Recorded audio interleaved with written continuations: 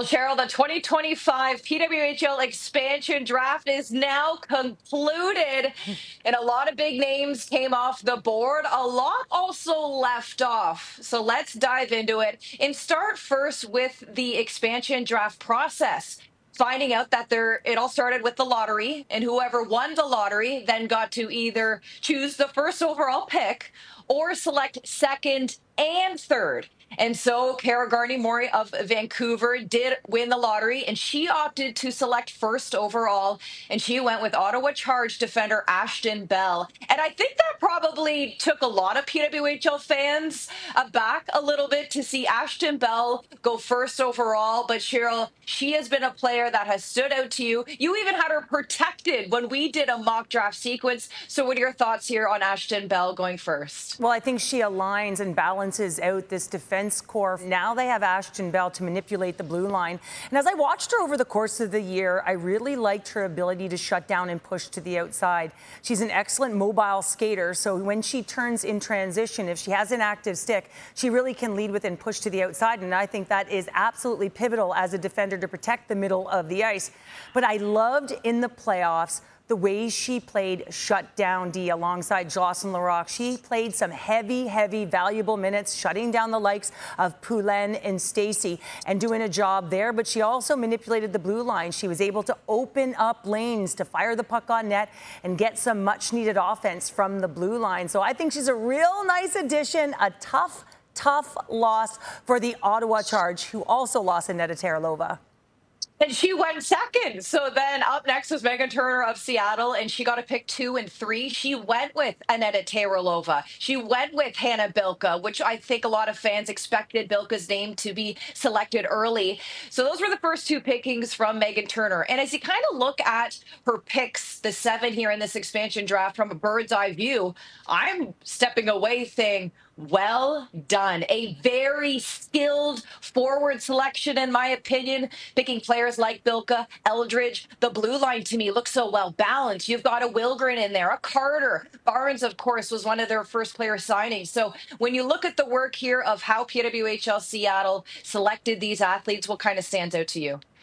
Well, it's interesting. I think they've got a balance of everything right now. And I look at Hannah Bilka. So now all of a sudden you've got that finesse. You know, you've got that skill set to be able to manipulate your opponent, because you've seen it with her edge work and the way that she can move the puck. We've seen it on the international stage. You've seen it in the NCAA, and you have seen it in the PWHL. But I also love the addition of someone like Jessie Eldridge. I mean, I don't think she gets enough flowers for what she does. I mean, she's so hard below the goal line. She's got a heavy IQ. I think she's a cerebral player, but she gets to the right spots, and I think she's a natural goal scorer, especially in and around the paint. She's not afraid to shoot the puck, but she can also play alongside some of the best players in the world. So now all of a sudden you've got a versatile player like her who can be net front on a power play. She can align nicely, you know, whether it's with a Hillary Knight, right? So I think all of these things, when you look at Jessie Eldridge, when you look at the Hannah Bilkas of the world, they can find ways to generate offense. But on the back end, I'm also looking right here. I mean, you've got Wilgren.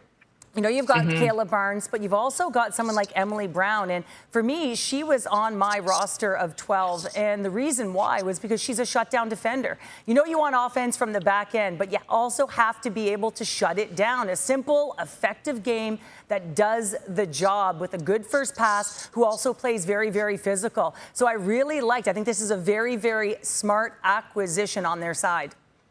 I really like how Seattle's team is shaking out. Now let's flip over to Vancouver, because you talked about having a shutdown defender like Emily Brown, and Vancouver's defender is looking very offensive minded. Of course, Thompson, Jackson going with someone like Ashton Bell as well, Bard as well, part of this group here.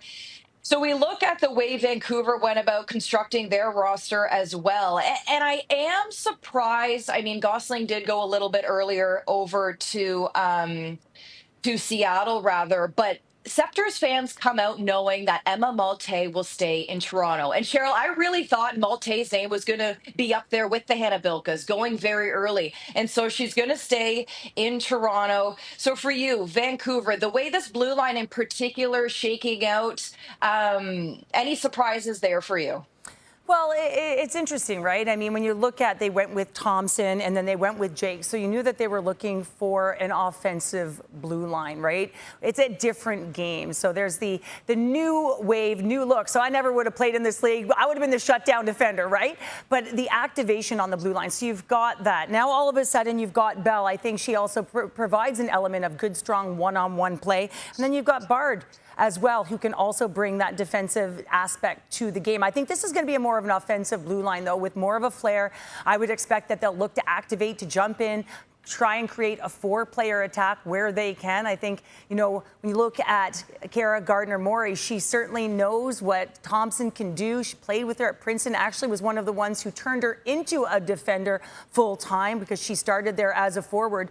So when you look at this collectively in this group, I think, it's going to be a high potent offense from the back end. And I think that we'll see a lot of jump and attack and that point production coming from the blue line. Well, look, it's been working for the Minnesota Frost, and I think PWHL Vancouver want to get in on some of that goal scoring from the blue line as well as they continue to look forward and what their future will hold. Well, Cheryl, we just kind of touched a little bit here on these two teams. We're going to go much more in depth all week long. We'll have more coverage coming your way on tsn.ca, so stay tuned as we go a little bit deeper on Seattle and Vancouver later this week.